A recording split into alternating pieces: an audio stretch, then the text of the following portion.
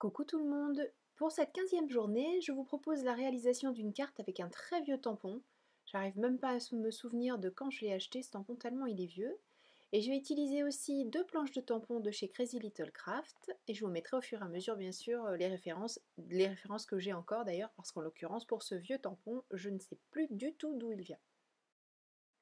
Je le place dans ma presse de précision et je vais le tamponner avec mon encre hybride puisque je vais le travailler ensuite avec les crayons de couleur et l'essence minérale. Mais bon, de toute façon, avec cette encre hybride, on peut faire ce qu'on veut comme technique, elle veut bien tout. Et je travaille sur un papier Nina Solar White.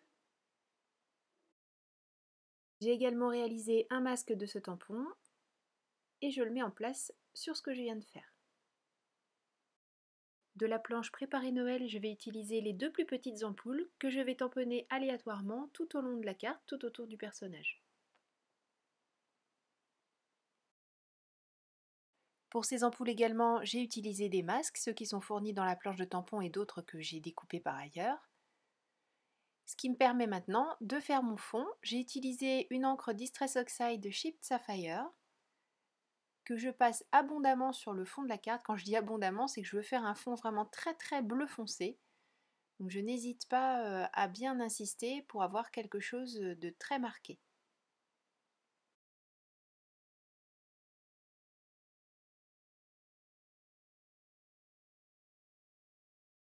Vous savez que j'aime bien sur cette encre Distress Oxide mettre des petites gouttes d'eau pour que ça vienne manger un petit peu le fond. Et bien cette fois-ci j'ai un petit peu changé, j'ai vaporisé l'eau sur mon tampon, ce tampon de fond Crazy Little Craft, et je l'applique sur le fond à la Distress, qui fait que ce sont les motifs qui vont apparaître, un petit peu comme on le ferait avec de l'encre, sauf que cette fois-ci c'est avec de l'eau.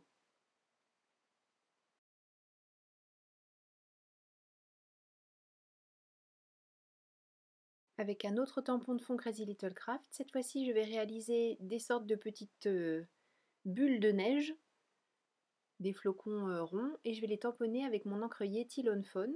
Alors pour le moment ça paraît très très blanc, mais par la suite le blanc va absorber un petit peu la Distress Oxide qui est en dessous et donc ça va faire quelque chose de beaucoup plus fondu. Une fois que tout est bien sec, je peux retirer les petits caches et commencer à mettre en couleur toute ma scène. J'utilise mes crayons de couleur polychromos. Je les passe sans prendre grand soin à la manière dont je le fais. Bon, je ne fais pas n'importe quoi non plus, mais bon, même s'il y a des petits traits, peu importe, puisque je vais ensuite utiliser ma solution de mélange pour crayons de couleur et faire en sorte que tout vienne s'estomper. Je le fais vraiment à la fin, je mets d'abord toutes mes couleurs, y compris mes ombres éventuellement avec un crayon plus foncé.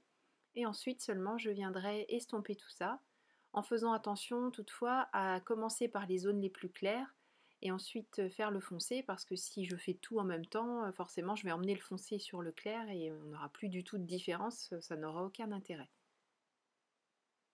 On peut aussi choisir de faire d'abord un aplat avec la couleur la plus claire, l'estomper et ensuite venir rajouter les ombres et les estomper à leur tour toutes seules. Pour les ampoules, j'ai choisi d'utiliser les Distress crayons.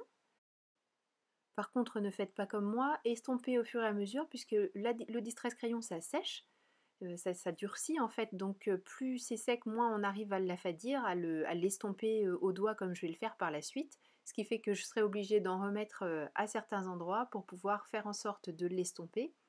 Vous voyez, là j'ai juste pris le temps de finir d'en mettre sur toutes les ampoules et je ne peux déjà plus le travailler, donc j'en remets à chaque fois.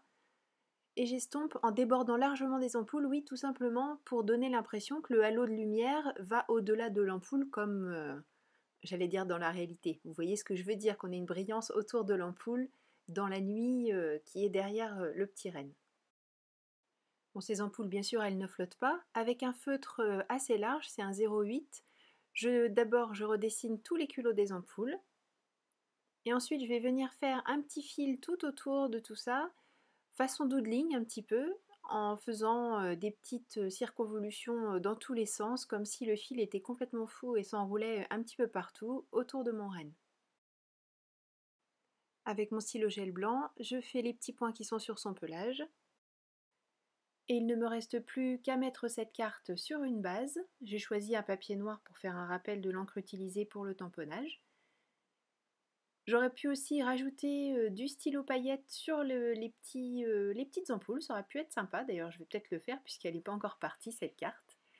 Et ce sera la touche finale à cette réalisation. Merci beaucoup d'avoir suivi cette vidéo. Je vous donne rendez-vous dès demain pour une nouvelle création.